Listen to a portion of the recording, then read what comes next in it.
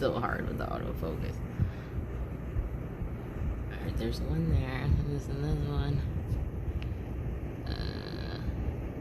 About to come out of the water. I think.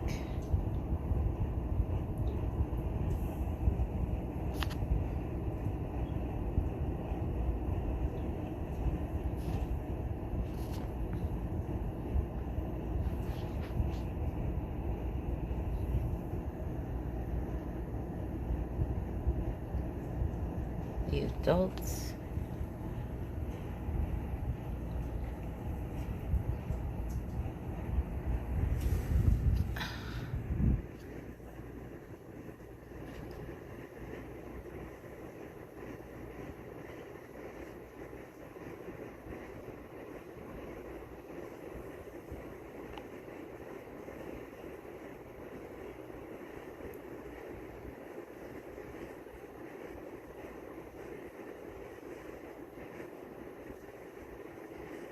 That's a male.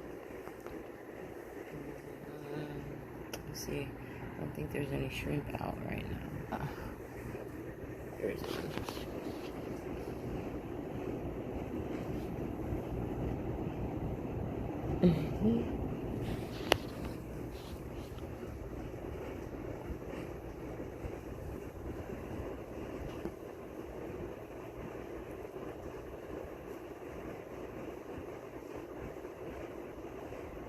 It has little spotty legs. And there's another one. Just hanging out there. There's another snail. I'm waiting for this other snail that's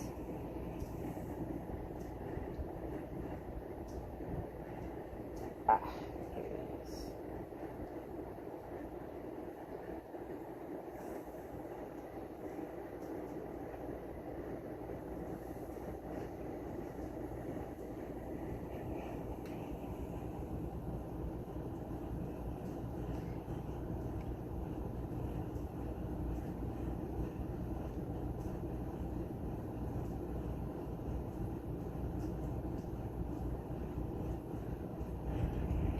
It went in its little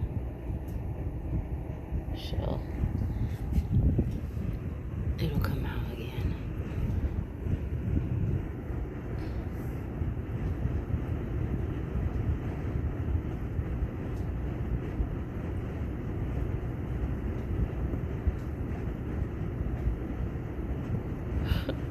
Oh, the head's in the front.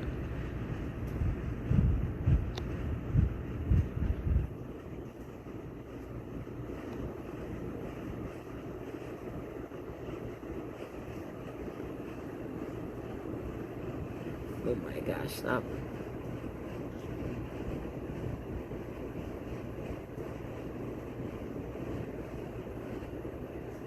I don't know what kind of snail it is, but I have pink ones down there. There's an algae wafer. And let's see, there was a black one.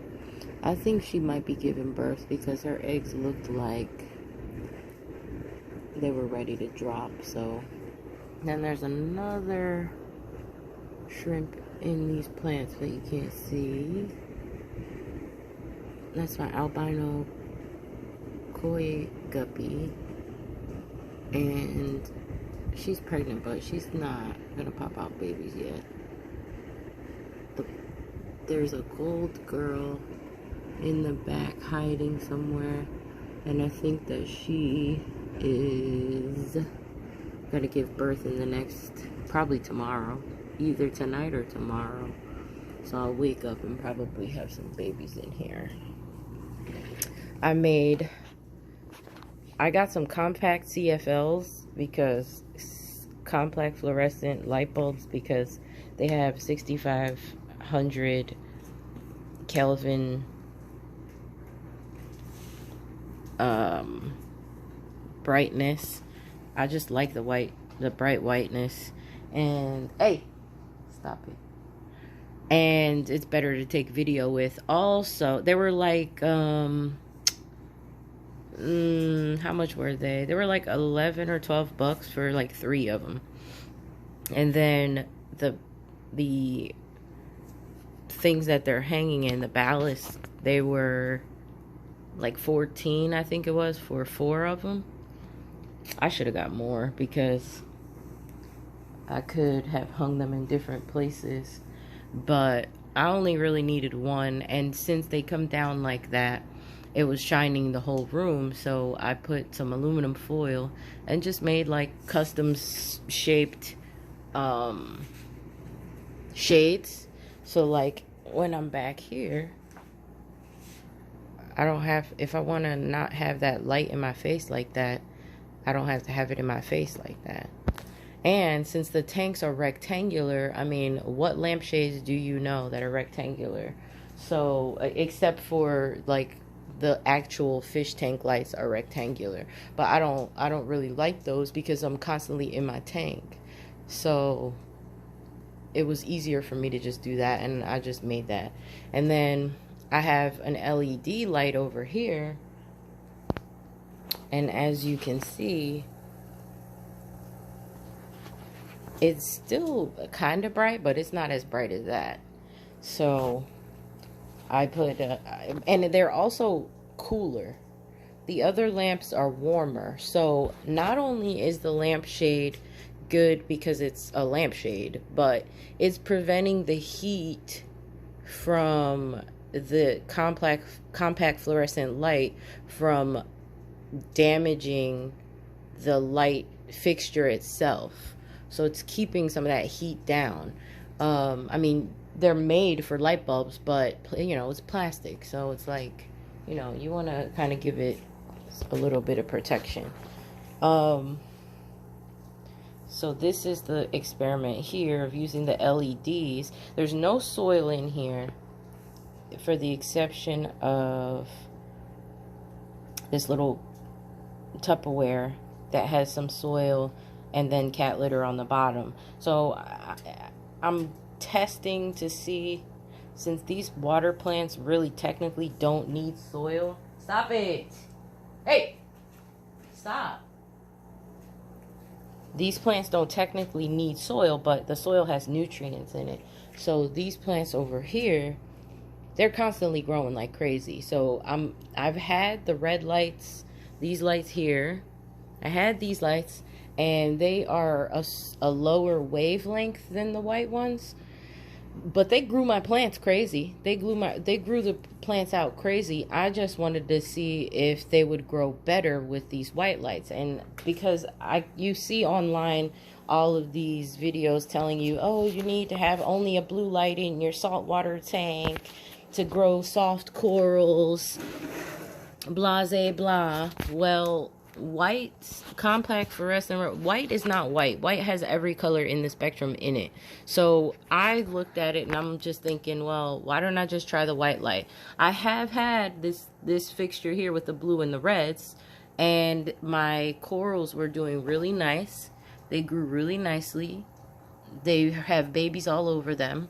But I wanted to add the white because it's even stronger than the reds and the blues, and it has other light colors in it that the blue and the red don't have. So it has like green, yellow, and different other colors like that.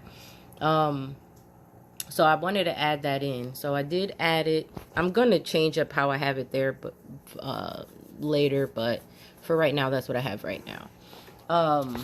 The only thing that I can say about the blue lights is that if you were to use just only blue lights, like the colors in here, it's that bright green that you see, you would be able to see that like if you had a black light on. And I might just get a black light just so that when I want to take pictures of my saltwater tank, that way you can actually see the colors, because this has green eyeballs in it, and then this one has like little green, like little nodules in it. And then this GSP back here that is on its recovery because it was a little sick. That one has like hairs coming out of it, and on the tips of the hairs it's like bright green. So now we have some algae growing in here.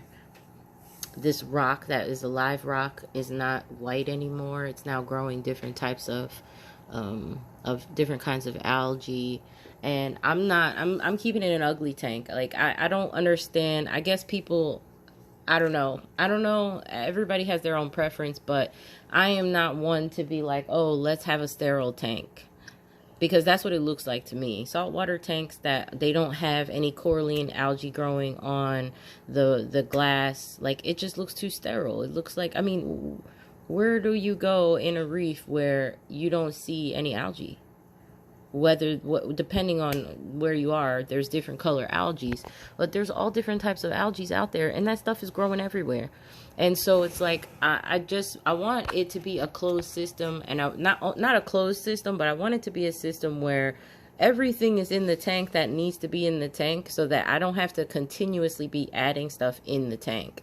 And my biggest problem, that like I don't think anybody should have a saltwater tank, for the very specific reason that saltwater tanks are expensive. Like, unless you are rolling in the dough, I wouldn't get a saltwater tank, because right now you have people, there's various reasons. You have people that don't tell you how much you're going to spend. They're like, just get a nano tank, get a budget tank. There is no budget tank. There is no budget tank. The strips that, you like, if you have a freshwater tank, the strips that they use to test the water on the freshwater tank, one set of strips is like $50, and you're going to need, one strip doesn't have every parameter that you need to test in that water. So there's like, let's say 10 test kits. They're all ranging from like $50 to $100 for one kit. So just to test your water, you're going to be spending at least $100 or at least a couple $100 just to test your water. And when that runs out, you have to test it again. Then they have this test that you can take water and send it into a lab, where they'll test all the trace minerals like vitamin A, vitamin B, and whatever, copper. Stop it. You're gonna scratch all your hair off. You're gonna scratch all your skin off. Stop doing it. Where it tests all the trace minerals, and that's good to know, because corals are plants. Or they're animals. They're not just plants. Some are like hybrid plant animal, but we'll get into that another time. So they're animals. So they need like nutrients just like every other animal, just like every human. So in order for you to do that test, you have to send it in and pay for a subscription for your water to get tested. And that's like, you have to wait for it now. And if a tank is going to crash, it's going to crash like, it's going to start to crash, and sometimes it might crash overnight. Other times you might have a little bit of time. And the machines that do that test are like $25,000 for one machine. So you're not buying the machine. You're going to pay a buttload of money to send your water in. Unless you're like me and you're on mad scientist mode. I don't even know the last time I checked that water. I don't even know the last time. They're like, oh, you have to replace the water, change the water every week, and this and that. And I'm just like, why? Because you have to replace the minerals, and because the salt that I get has calcium and magnesium in it. And calcium is what grows the bones, basically, of corals, the hard corals. So everywhere you read, they say when you add salt to water, if the water evaporates, the salt stays in the water. So you should technically just top up your tank with, regular water to fill it up, and because the salinity is not going to change, the salt content in the water is not going to change. And I'm sitting here and I'm looking at the tank, and I'm like, oh, let me show you. Hey, bastard. I just cleaned it, but I have my regular hang-on filter, and then I have an air bubbler in there, just kind of keeping everything moving. Every day, salt accumulates on the sides because the bubbles pop out. I don't have anything covering it, but there's salt on the edge. So that means salt is coming out of this water. So when my corals start looking like pale, they start looking a little bit pale. Right now they look kind of like reddish, but they'll start to look like real pale. When they first come out like little babies, there's little babies right here. They come out and they'll be pale. But when they're this size, they're not supposed to be pale like that. So when I see them pale, I'm like, oh shit, they need some nutrients. They need some magnesium. They need something. So what I did today, the water was down to here. It was like right here. And I put some more water in the tank. Bastard. You looking at me? You see what I'm doing? You see what I'm doing, girl? Hey, baby. So I replaced the water. And when I did that, I noticed that like the mushroom and this coral right here, the waving hands coral, they were starting to look a little bit pale, like they were a little nervous that I was adding fresh water in in there. So what I did was I let it sit, and they still weren't really recovering. So I was like, you know what I'm gonna do is probably need some more nutrients. I had already added some other nutrients in, like other vitamins, but the calcium and the magnesium is important. So I just took a scoop of the salt and I mixed it in with 4 cups of water. I had already put 12 cups of water in there. So on that last container that was 4 cups, I mixed the salt in there and I just threw it in there, turned up the water, let the water mix up nice. Not even in 2 minutes, my corals were happy again. They were like, oh, okay, she gave us more minerals. So I didn't have to change 50% water change or change all this water. Like, I don't want to take the water out. If the water is fine and it's just missing a couple additives, what am I going to take the water out for and put more water in there? Add the additives to that water and put that water in there. There's not even any other fish in here. Like, these are fish. There's no animals in here except for these and like little crustaceans and little worms and big worms. And there's a lot of microscopic stuff going on there. So I left it like that because I'm not trying to kill them off either, because they're necessary as well. And then in this tank, the water was down to about right here. And in this tank, it's different because you want CO2. You want the CO2 to build up in here. So you don't want a lot of oxygen exchange because you have oxygen in your plants. Your plants give off oxygen, but they need CO2, and they get CO2 from the fish breathing underwater. And also when you don't have a lot of oxygen exchange from the pumps, pushing down and turning up the water. So I keep the water up high. And so when the water was like down to here, the fish were able to breathe, but they weren't really too happy because they get oxygen, but they get more oxygen from these plants.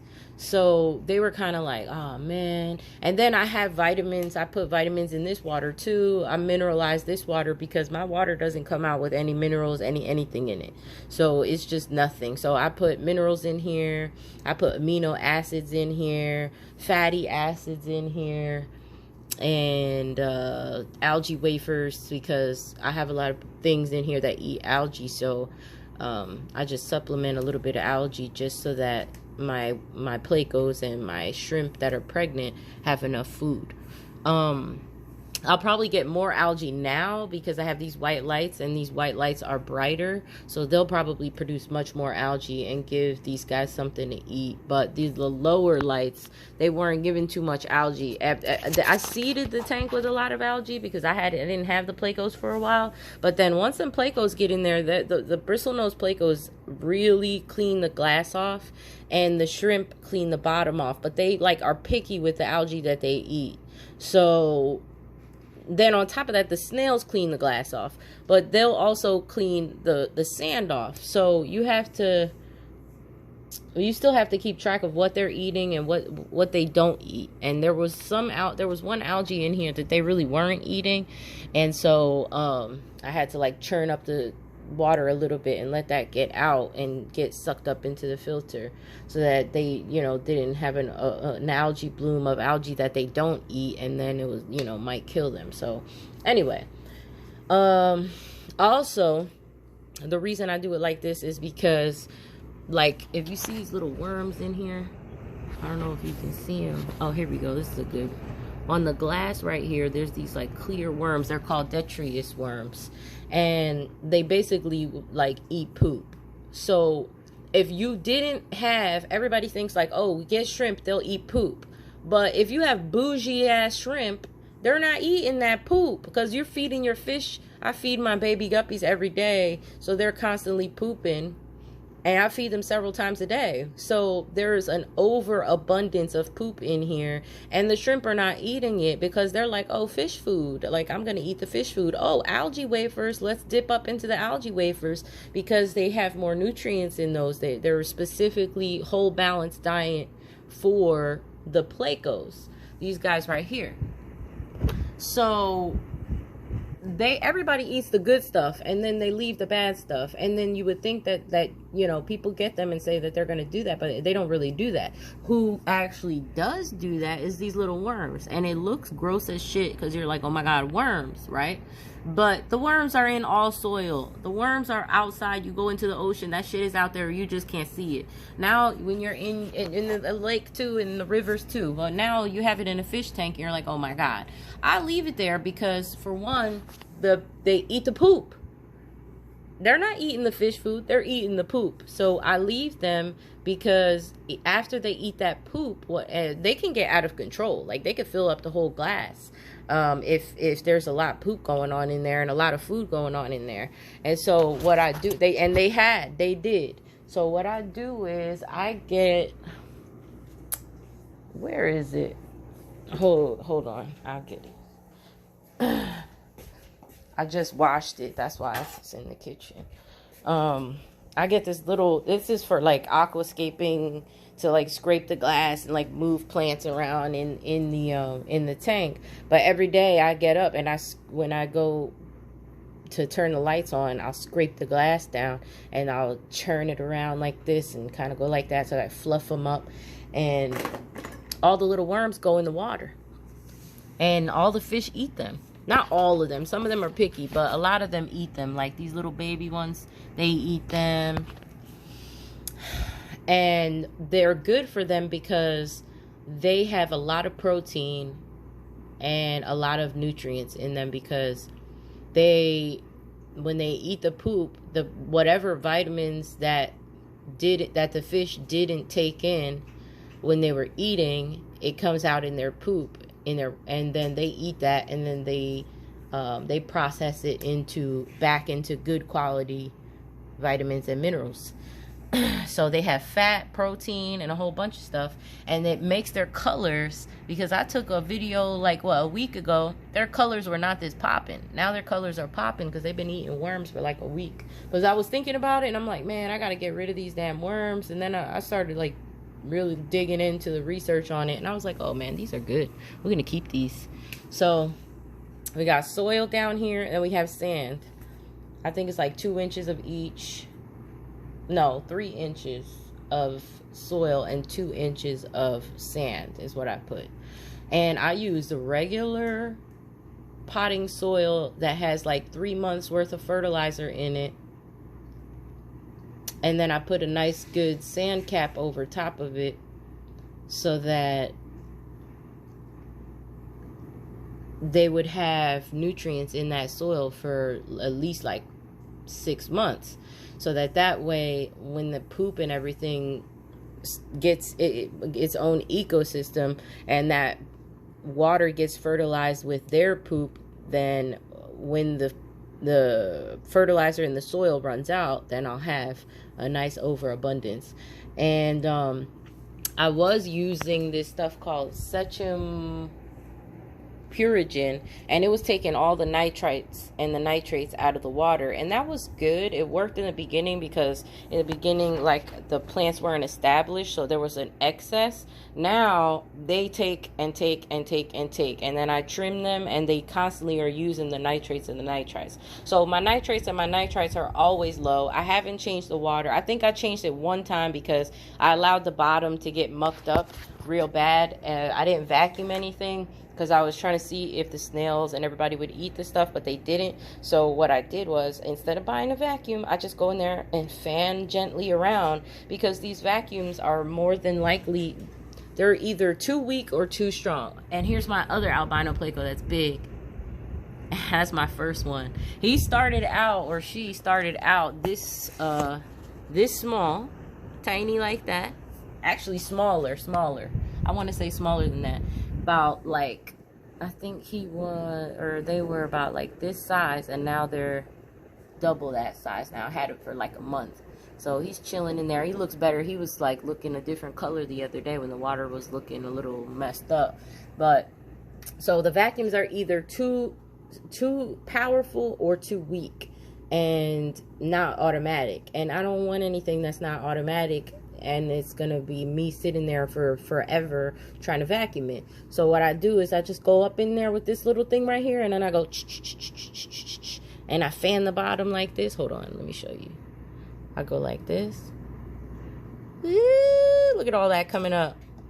I go like that, and then it just is enough pressure to push up any kind of loose anything on the bottom, whether that be food or poop, and then it goes into the filter. Even the worms do, and they'll, like, a couple worms are in there too. So I do that every once in a while.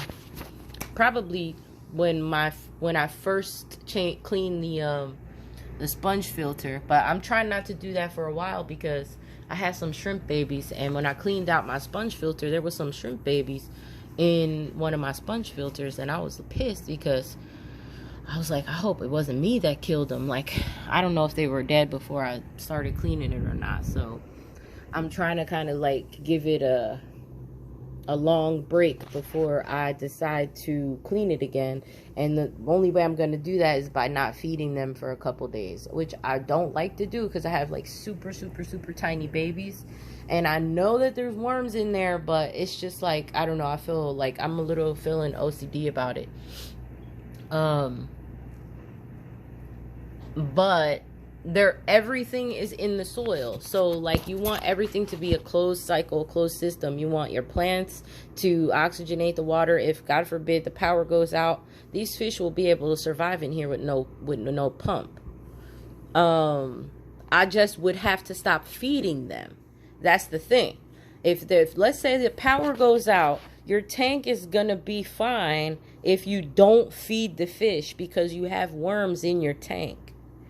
And they also eat the plants, the green stuff, like all this green stuff. Anything that starts to like die off as new stuff starts to grow in, that will be the stuff that they eat. So you won't need to feed your fish. You could probably leave these fish like this, and I could probably stop feeding these fish right now and nobody would die, because right now they swim up to the top when they're babies and when they're like juveniles, because they know I'm gonna come up with some food. They're like, oh, she's standing by here. She got the food. She's going to give me the food. I'm not giving them no more food today because I want them to clean the bottom. And then after they realize they're not going to get anything, they start sticking around at the bottom. They'll go into the little houses. They'll go clean up this whole tank. When I feed them, you'll see like it looks like snow on all the plants because I feed them a lot. I feed for the little ones and the bigger ones. And so that food will be sitting there. When I wake up and the next day, it's gone. It's wiped clean. It looks like somebody was in there scrubbing because the little babies eat like that. And, oh, look at all the shrimp out. It's nighttime, so they come out. I have like 8 red ones in here, which I'm happy about. And then I have 1 black one. I don't know what happened. I had a couple other black ones, but I think they must have died, or I don't know, or they're hiding, or they could have got moved over to the other tanks, because I did move some of the moss over, which would be nice, because if they did get moved over, hey buddy, Come here. Aw, you shifty sucker. I was gonna pick up the beta so you can see him. These are white cloud minnows, and there's a guppy in there. Two black boy guppies, Tarzan guppies, and they're all in there with my beta that is the exact same color of them. And everybody says that betas don't like guppies that look like them, and that is true because I did have them in a tank. I put them in a tank together, and the tank was a 10-gallon, so it was a smaller tank, and I didn't have anything floating on the top of the water. I just had the plants like how they are there now, just kind of planted in the ground. And what betas like to do is they like to sleep. You see how he does? He goes inside these plants like this. They love that. So he'll sit there and chill.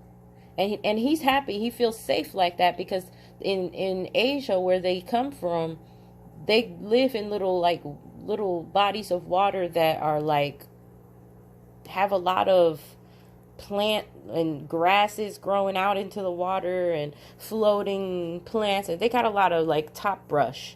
So once I did that, it changed the game because now I can put guppies in here and he won't be upset.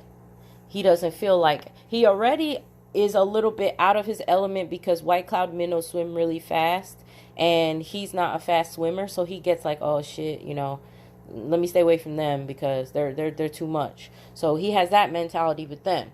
But then the guppies swim like his pace, and then they look like them, and they're fighting fish, like they say they're fighting fish. So when they see something that looks like them, they want to fight. But because I have it set up the way I have it, he's happy in there. So he doesn't feel some type of way. Then I have some snail in here chilling.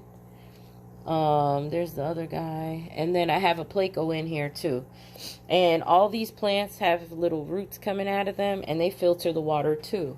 So everybody's happy in there. This thing right here probably needs a heater. The only thing that would be messed up is if the power goes out and you don't have heat. But even a tropical fish, it will take this water a little bit of time before the temperature drops down to a level that is, really outside of their norm. But fish are sensitive to drastic changes. They're not sensitive to gradual changes. So your water, you could essentially probably keep these fish in colder water, room temperature. Like if it was room temperature in here and it wasn't freezing cold, like they would be all right. Probably they would be a little bit sluggish, but they would be all right. So like for example, this water right here, let me see, this is this temperature. This water right here is cold because it has no heater.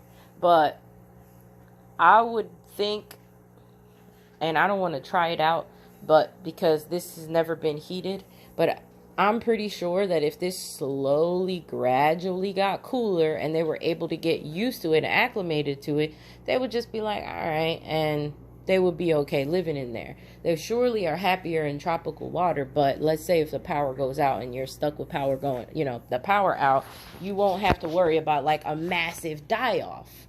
And you definitely wouldn't have to worry about them suffocating. So that's why I set it up this way, because I didn't want to ever have an emergency where there was a problem like that. And I wanted them to be able to be like happy in there. So that's how I have it, and that's how I'm going to keep doing it.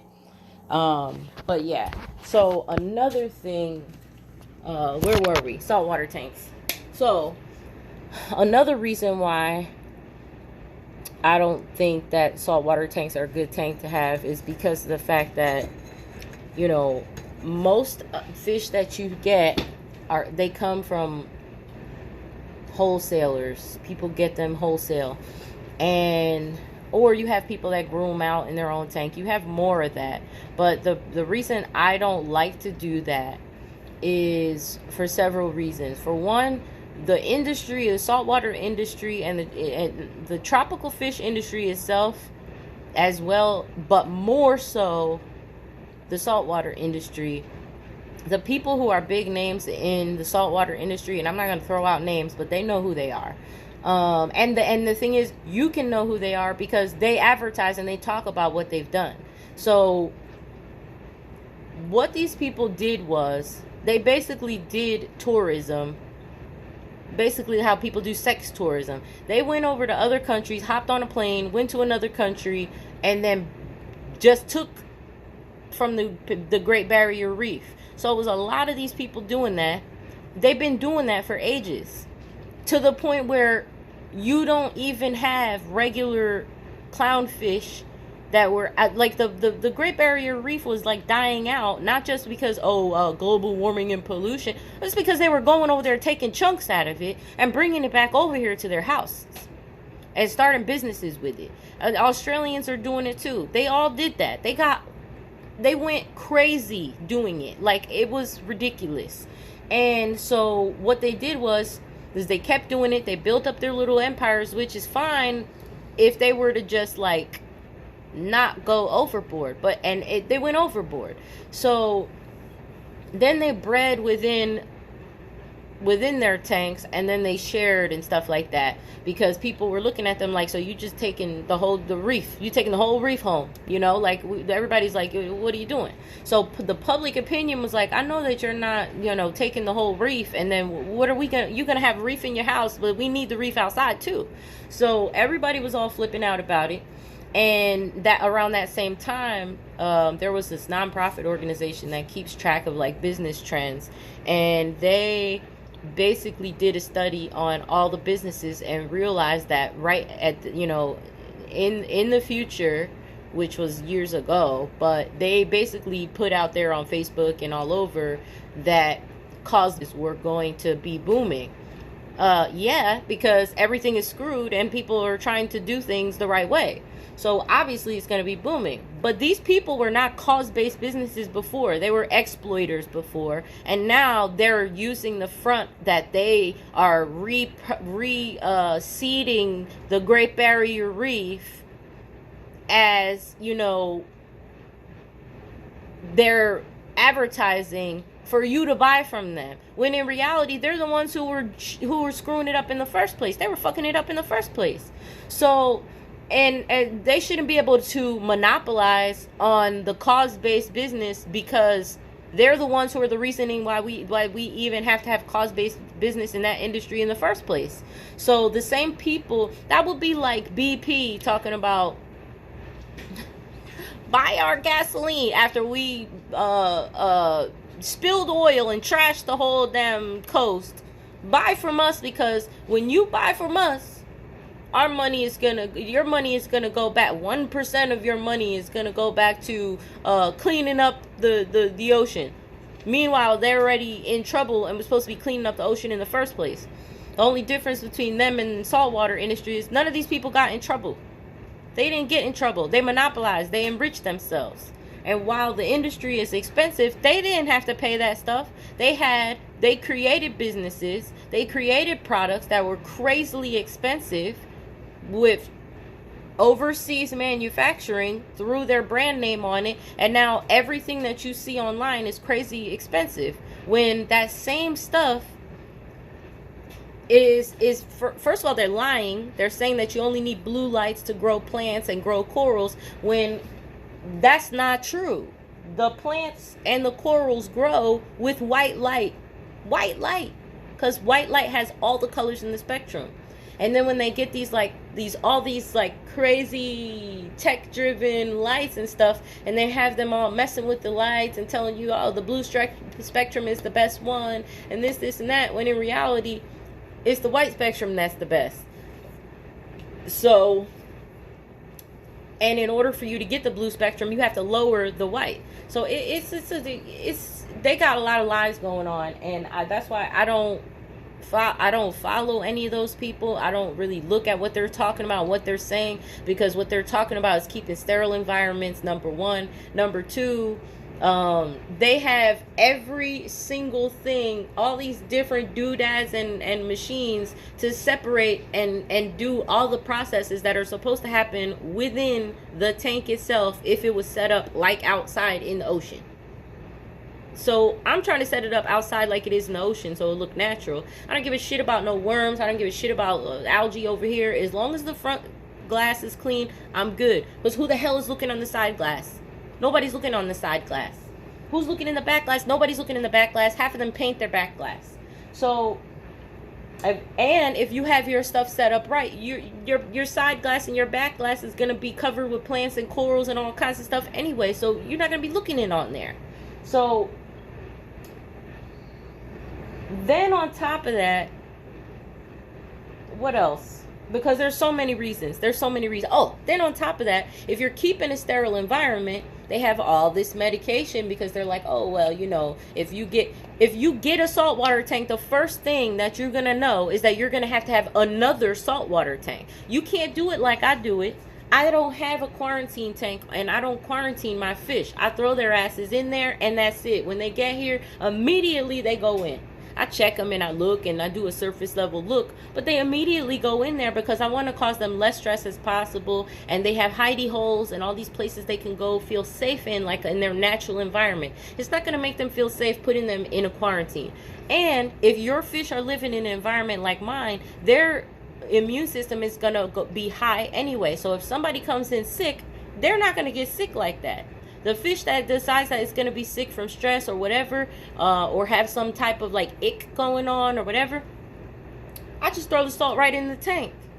Guppies are brackish water fish. Brackish is like where it has a little bit of salt. In the wild, their water is a little bit salty anyway. So if anybody, you should be adding a little bit of that salt in there anyway, because it boosts their immune system. You shouldn't have to go all crazy, but you put a little bit of salt in there and be done with it. The aquarium salt, and that's it. And if you have amino acids, vitamins, minerals in your water, your fish are going to be healthy. So that fish, if it was sick, it's usually not going to stay sick if it goes in there. It's going to get its. I put garlic. I put garlic in the Ninja, in fresh garlic, and I crush it down. I throw the garlic in the water, and it keeps the worm level controlled too, and it boosts their immune system like it does ours.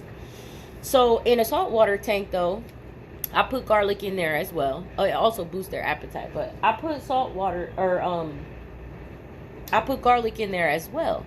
The thing is that if you only got one tank and you don't have the sand, you don't have any kind of soil going on in there, however the ocean is on the bottom, then you're going to now have the problem where you don't have that cycle, that complete cycle going. And so if you get fish and you put it in there, you can kill the whole entire tank. My tank is not going to be a whole entire tank that's dead, because I have all these things in place to where this is a healthy tank. Over there is just starting out. And it was like a last minute buy. I got it on extreme discount for somebody that was moving. So I didn't even set it up the way it should be set up. So it's just kind of there. And when I go and move up to a larger tank, then it'll go up to a larger tank. But for now, if I want to get some fish in there, I have to now have a tiny little tub of salt water to the side and make sure that I quarantine my fish. So you would have to have 2 tanks. You don't want 2 tanks. You want to be able to just put your damn fish in there and that's it. Nobody wants to go through all that extra shit. It's already enough to be dealing with the tanks as it is. Now you got to do extra shit. Nobody wants that. So, and that's an electricity bill. That's, that's more all over the place. What else? And I just don't trust any of it, because everything that they say, it's just to sell a product. And it's not like, it's not like, to me, look, I have fish. They're there. If I want to sell the fish, I can sell them. But I'm not going to sit there and tell you, lie. I'm not going to lie to you. I'm not going to do that. I'm going to say, listen, you out here trying to be cute. That's what your problem is. You out here trying to be cute, and that's why you bleeding money out your asshole. Everywhere you turn around, your ass is bleeding money because you out here trying to be cute. What you need to do is just set it up the way it's supposed to be. Ain't it cute when you go outside? Ain't it cute when you go to the river? Ain't it cute when you go to the ocean? It's cute out there wherever you go. And under the water, this is what's going on. So that's what it needs to look like inside your space. And as long as the front glass is clear, you're good. Set it up to where it's a complete system in itself, and the tank feeds itself.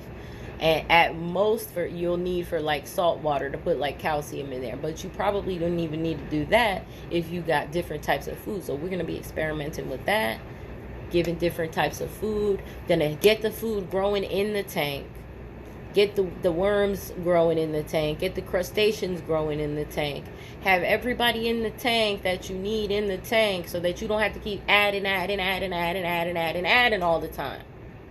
The most that you'll do is you'll say, okay, and then at that point, when it's affordable, then you'll be like, well, shit, I can have a bunch of saltwater tanks, so then you'll have more tanks. Nobody's going to keep buying more tanks if they can't afford it. All these people didn't buy more tanks. These people got sponsored with products so that they could sell products, or they went out and they might have had, let's say, somebody say, oh, well, you know, or they got, you know, whatever, a PPE loan, or whatever the case may be, whatever, some type of financial backing, because they can go online and look positive, and people will say, oh, you know what, they'll look at that because they're positive. But what I learned about people growing up in the South and in the city and in the suburbs, I grew up in the South. People in the South, they can hate you, but they're gonna be kind and polite. They're going to smile in your face, okay? They're going to tell you, oh, bless your heart. Really, that they mean, I hope you rot in hell and choke on your fucking breath and choke on your saliva and die. That's really what they mean. So when you see people out online, just because you see people out there smiling and saying, oh, you know, what they look hostage. When you see the people, I saw people the other day and they were like, oh, no, you know, the biggest thing I hear when I hear about people talking about saltwater is that I wish somebody would have told me before I got into it. I'm like, and yet you're here and you're saying that that's what people told you, but you're not telling everybody. You're about to be dropping hundreds of thousands of dollars if you follow my advice. Or you're not going to tell these people that because you want to sell. And the thing is you don't need to have your shit that expensive. You have it that expensive because you're greedy as shit. Greedy as shit. That's the reality of the situation. You could have things be affordable. The freshwater industry is affordable and it's running off the same lights. You could look and buy these same lights at Home Depot for a freaking a discount, or not at Home Depot. Lowe's is cheaper than Home Depot. But you could go buy these at Lowe's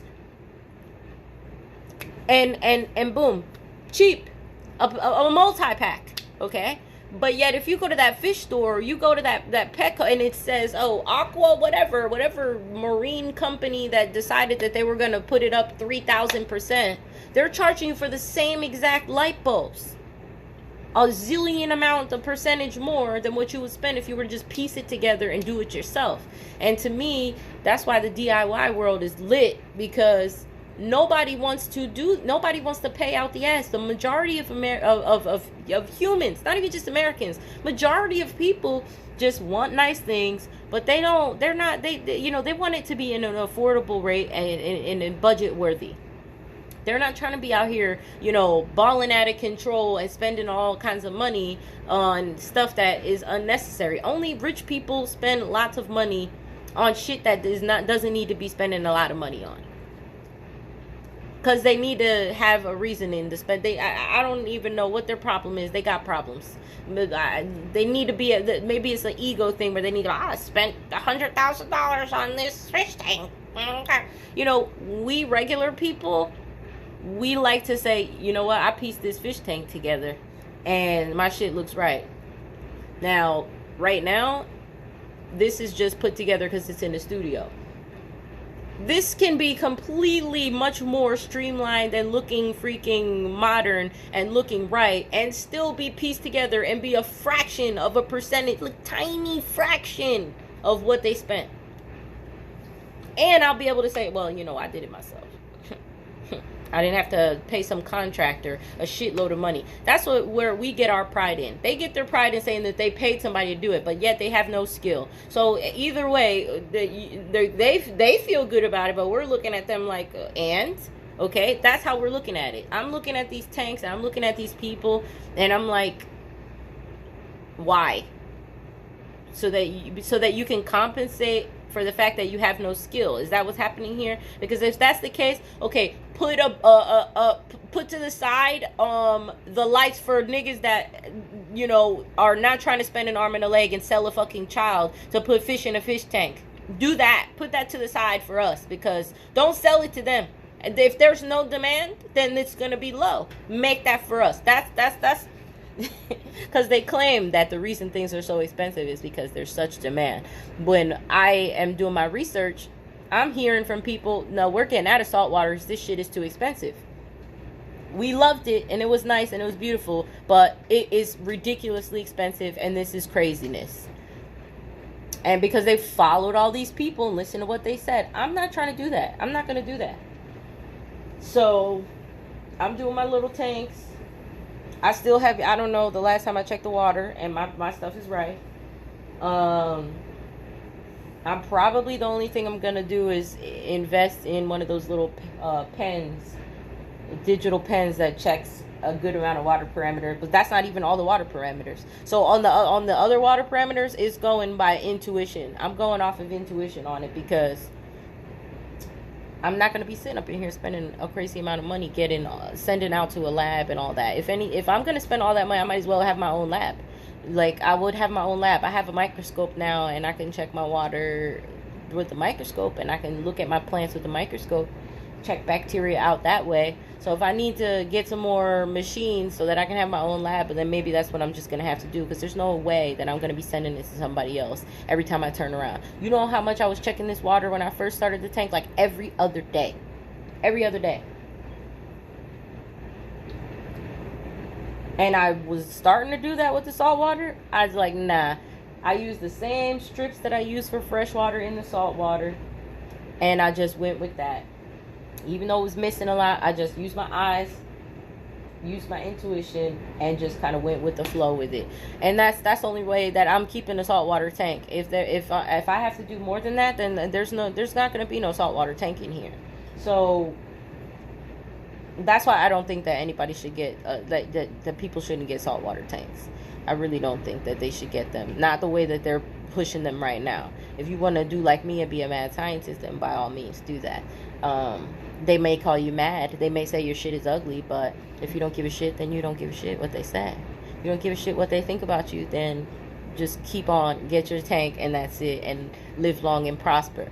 But if you have a problem with what people are talking about and people looking at you any type of way, I had my little red lights, and I was fine with the red lights, but I wanted people to be able to actually see the colors as how they really were.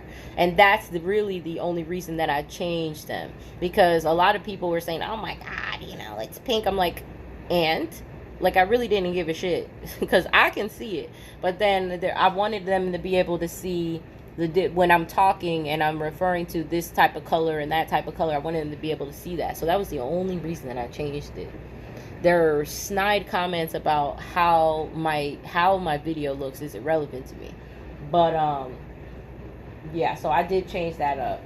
And I may possibly go just with the regular white lights on the saltwater tank too, for the exception of if I want to speak like I was speaking earlier about the green nodes or whatever. I might just get a blue light just for videos specifically for the tanks. But then when I'm done the video, everybody needs to know that them white lights are going back on, and that's the only thing that's on up in there.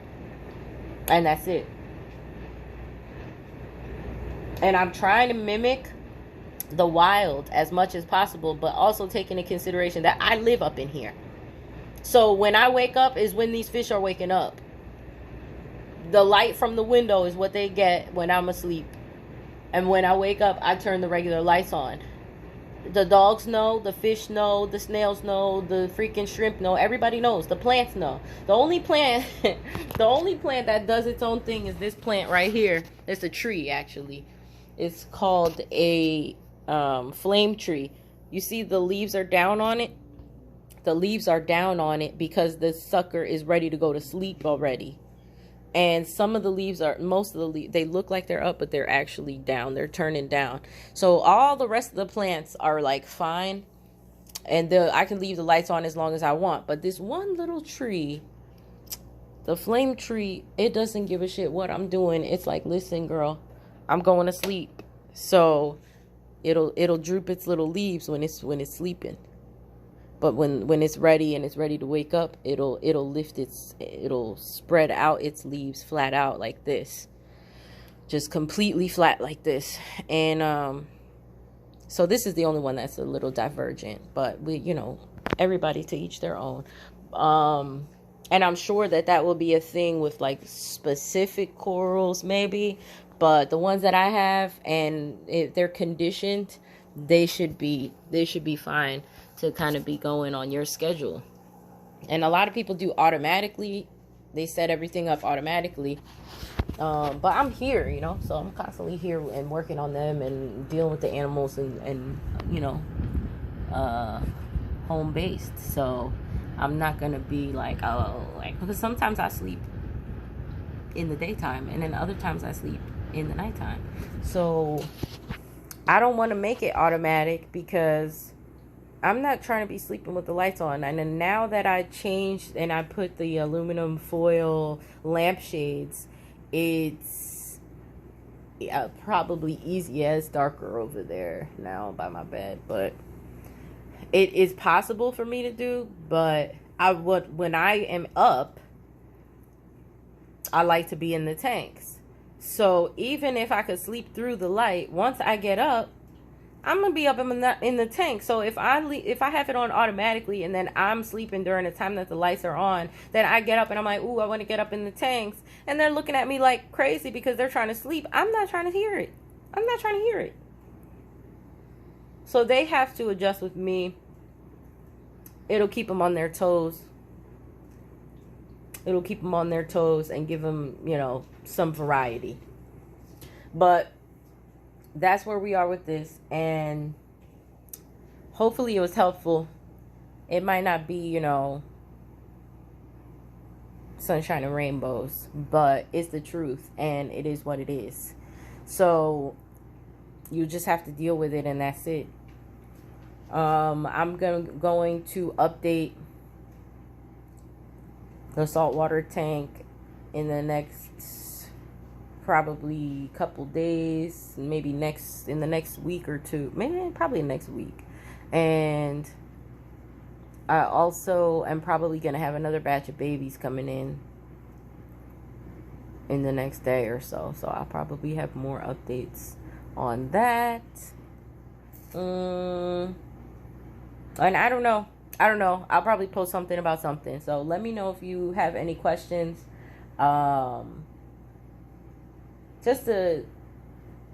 If you have other questions about keeping your costs down, my lips are like super peeling right now, but if you have other questions about keeping your costs down, even down to the electricity, because you could definitely set this up on solar,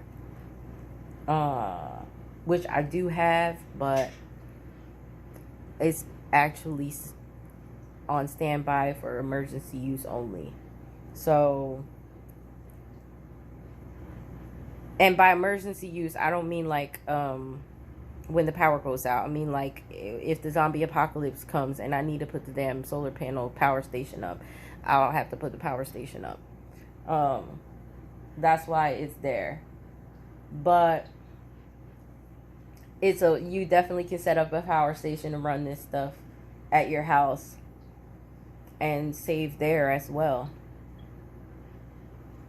But if you have any other questions that I didn't think of, I'm sure there's other reasonings why you shouldn't have a saltwater tank. Oh, especially because it's hard to tell who was one of them unless they openly admitted it, which a lot of them did. And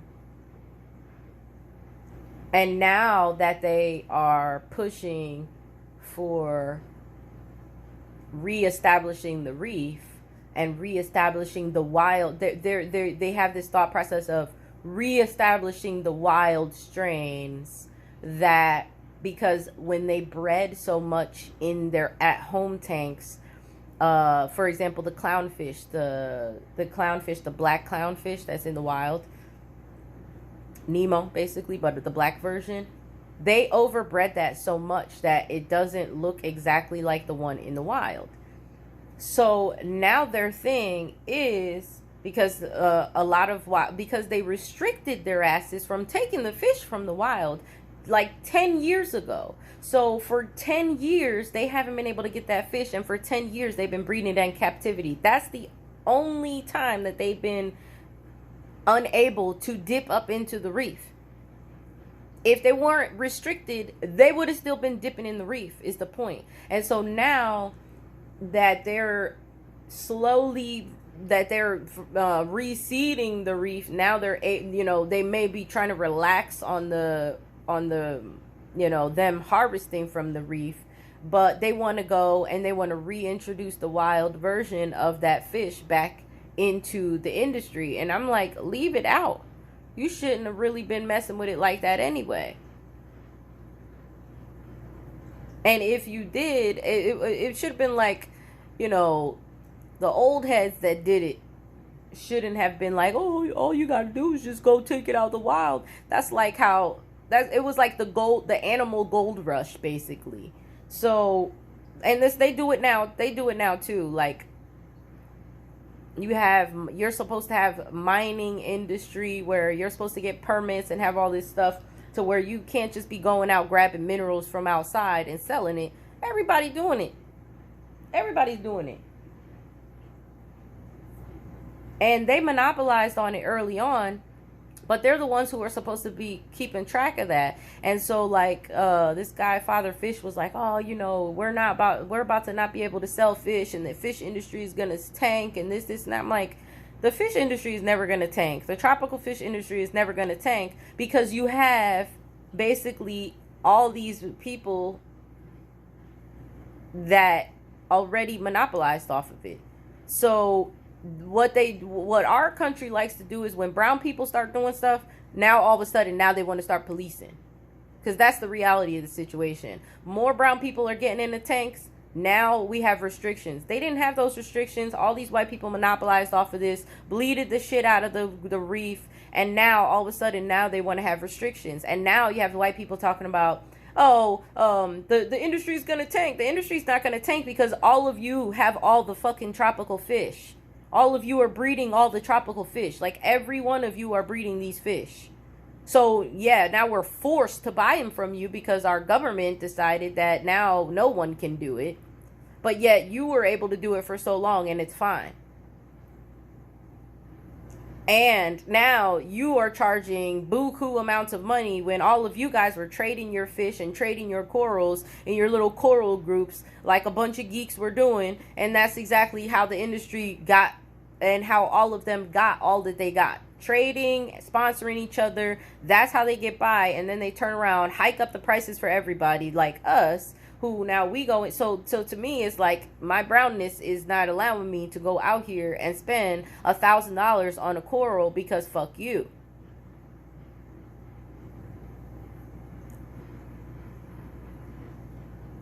What they should be doing is regulating them. Let them go over there, mess with them. Stop messing with us. Because we want to be able to get on our plane and look and see what's out there in the world. We can't do that, because everywhere white people have gone, they've just destroyed everything. So we are not allowed to just go and, take a little piece here and there. Like, for example, if you were to go out there and say, okay, if all I need is if all you need to take for a mushroom coral is one little tiny slice of the mushroom coral, and take that little tiny piece and take it home, and it'll grow into a big piece, fine. No, they went out taking huge ass whole entire pieces, took it home, and everybody was doing that. Nobody was taking a little tiny piece. Nobody wanted to wait for the shit to grow. They wanted to take a whole chunk, break it up into 100,000 pieces, and have a whole entire fucking fish company. So that's the problem.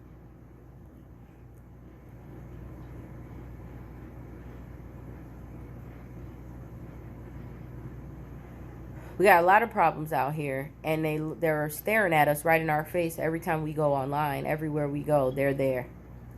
And, you know, it is what it is, apparently. But I am not going to be quiet about it, because I don't give a shit about how they feel about it. I don't. Because you don't see them feeling bad about bleeding my fucking pockets every fucking time I turn around. Everywhere you go that they're involved, they're bleeding the damn pockets. Okay? And here we are trying to help their own people out. Because it's not even just that they're doing it to us. They're doing it to their own people too. So we like, you know, for the ones who don't know nothing about that stuff, we're like, yeah, you might not want to be buying from them, because... Or you might want to be just DIYing your shit, unless you want to be broke, because they're bleeding your pockets too. So it's just messy. It's messy. It's messy. But I think you should get a tank. Do a tank your way, and do a tank that is not, let's say, do an ugly tank. Make your tank ugly, because that's what they calling it. Oh, this shit is ugly, it's messy. Do a messy tank. Do an ugly tank. Do a nasty looking tank, because that's what it looks like outside. That's what it looks like outside. Do a Mother Earth tank. Don't do a father whatever dude is telling you, whatever bro is telling you. Bunch of Wayne's World, you know, the dudes from Wayne's World, telling you what to do with your tank. Don't listen to them. They say that this is lab tested. A lot of research, design, and development was had to make these products, and it was done, but we don't even know how to use this shit, because the research, the research, design, and development was done by the Asians. The Asians made the shit. They slapped their name on it, mailed it over there to them, and now they're selling it to us. And the fucking Asians didn't give them the manual. They didn't even give them the manual on how to do it right for the corals, how to set it right for the corals. So then they spent all this time messing around with the lights, and now they're saying, oh, a lot of time was set in, and still, if the tank was if the tank was set up the way it should be set up, and not in like a sterile environment, those lights wouldn't be even set at what they telling you to set them anyway. The whole industry is talking about these blue lights, and the blue lights are not a thing. The white light is the thing. So the blue light is what happens when you're in deep, deep water, and when the moonlight comes out at nighttime. So yeah, it gets some blue light. But you're also, so if you wanted to set up your tank on, let's say, like the actual phases of the sun, you would have a blue light come on at a specific time, and then you would have the white light lit most of the day. So early in the morning, you would have the blue light, and then that would turn off, and it would go straight white light all day until nighttime again. Once the moon goes away, once the moon comes out and the moon goes away, then when the moon comes out, you put the blue light. When the sun comes out, you put the white light on. That's as much as I can say. Because other than that, the white light has all of the colors in it. So you're never not having blue light.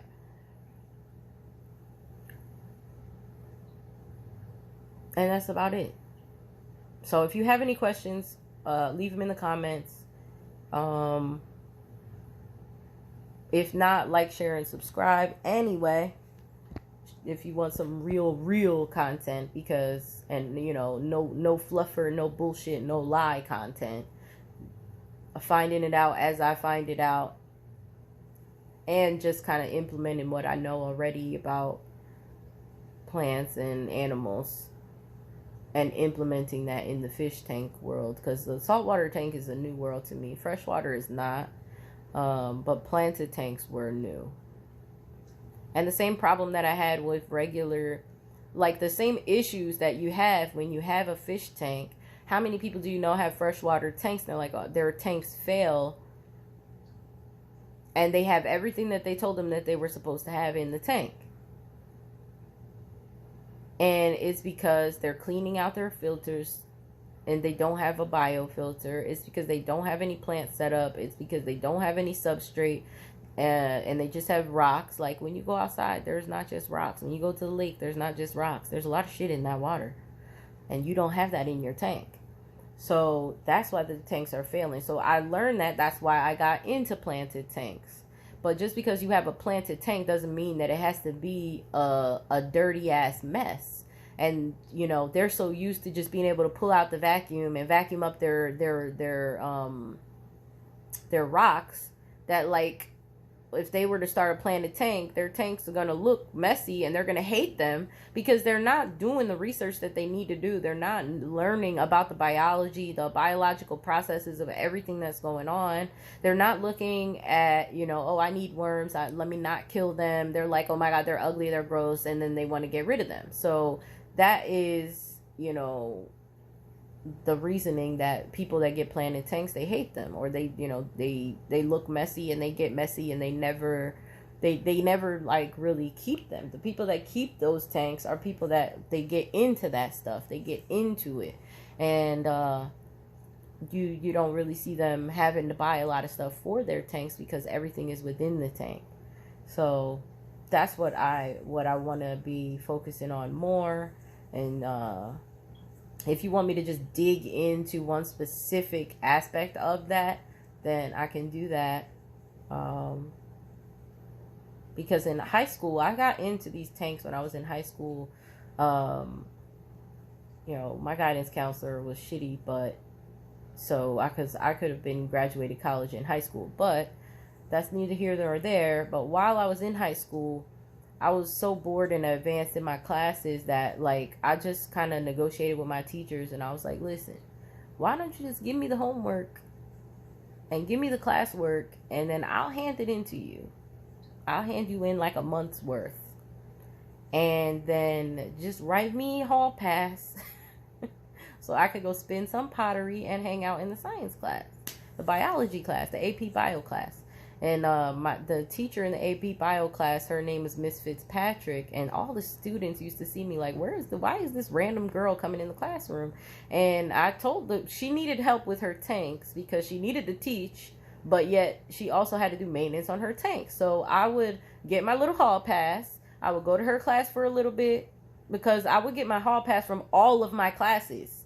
So I would do a month's worth of work, like on the weekends, and I would hand in all my teachers my stuff, and all I had to do was go in like maybe one day a week to the class, hand in her the homework.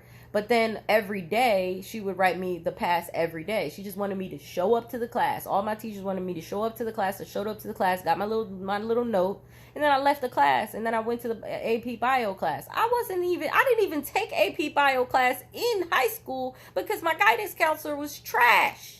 So let's not go there. That'll be a whole nother video about how I feel about how guidance counselors guide white kids versus how they guide minorities.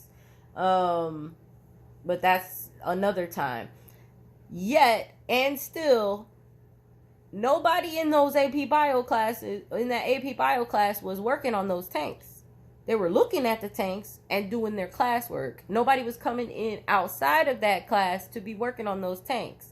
I was in other classes. I had other classes, and I was going into the class working on the tanks with her, learning about the tanks. That's when I learned about cichlids. I hatched my first chicken eggs in her class. But I had chickens before that because when I lived in Willingboro, we drove past like some house in Burlington, and it was like a farmhouse, and they always had this little chicken egg sign outside their house. And I told my mom, I was like, Mom, we gotta get some chickens. And we went over there. We bought a bunch of chickens. She's like, if I buy these chickens, you gotta take care of these chickens. I'm like, I'm gonna take care of them. So I had this little dollhouse. I wasn't for the dollhouses, but I had one of these little, like, outside playhouses. And I didn't play in that. When I was maybe little, I played in it, but like, that's it. And I turned that house into a chicken house. I got chicken wire. My dad gave me some tools, and I was out there, and I turned that. It had a front yard.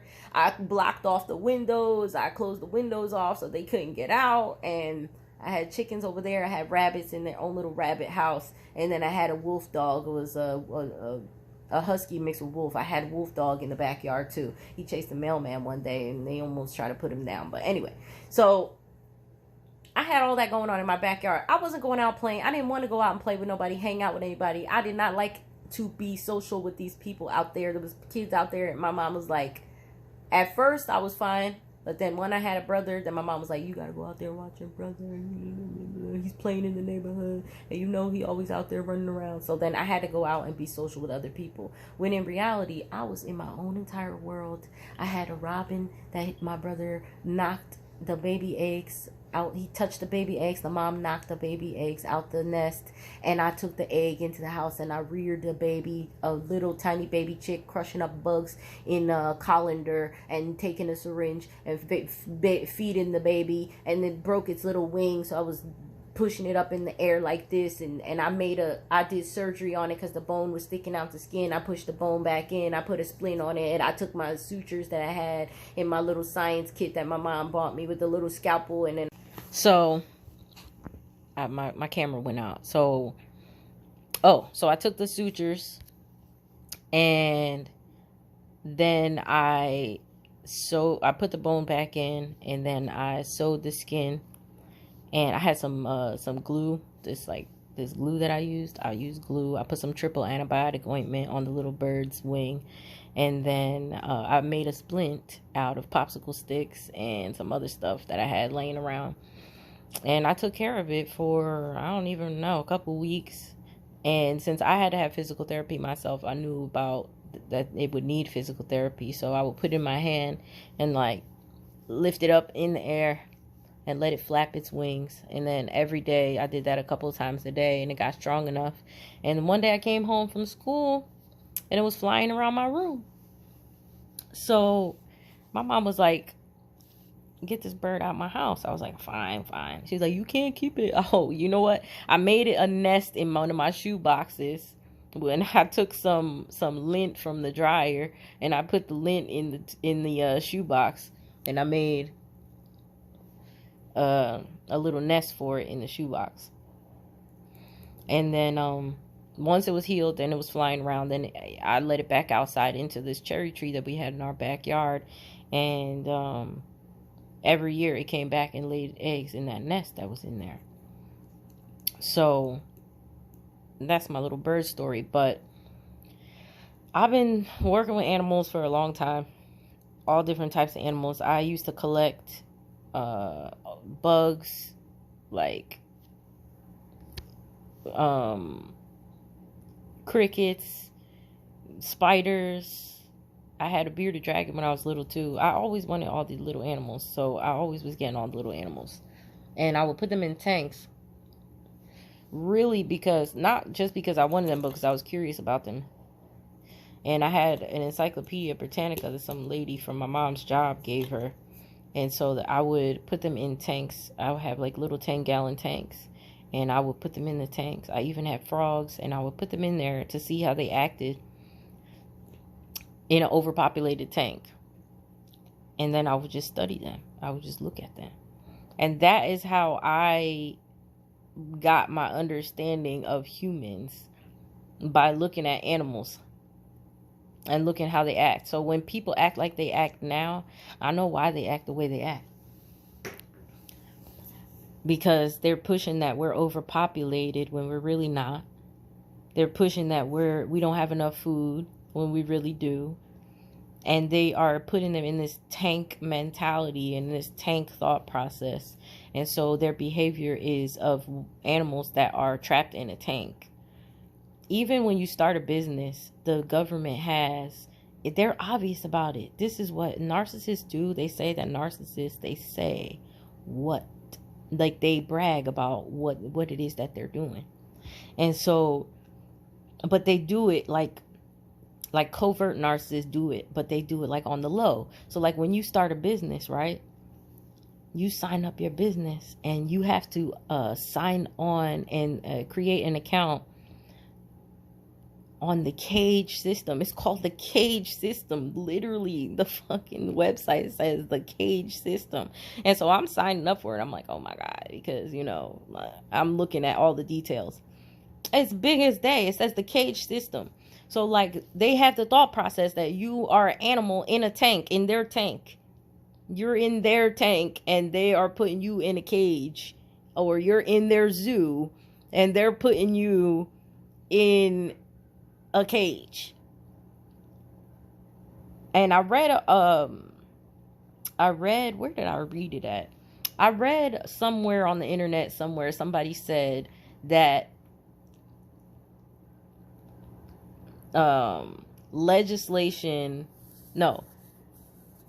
power is stifled by legislation. Like you control power by legislation. And so when I think about that, I just think about people are powerful and they don't know. And then you have this system that is a cage system that tries to stifle that power. Anyway, that's a whole nother topic. But staying on task and talking about these tanks, that's where I'm coming from a standpoint of making anything. I feel like anything that I do and anything that I get involved in when it comes to whether it's plants or animals, I try to give it as much of the environment that it actually has naturally, regardless of what it looks like. And I do have to make adjustments because I do have, you know, different abilities than most people. So, like for my dogs, we have a treadmill. Like, we don't go outside. They go to the bathroom on their little grass over there. We don't go outside. And we're fine with that. Now, don't get me wrong. If I had my own house and my own stuff, I would have it set up in a completely different way. I would have a whole entire freaking biodome if I had the space and the financing. But, you know, you got to work with what you have. Baby steps. So, for people that do have the space, that want to not be bleeding money every time they turn around, there's definitely ways that can be done.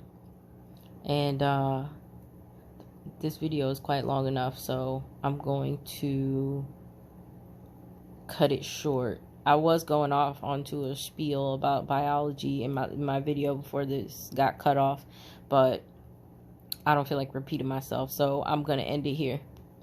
Anyway, like, share, and subscribe.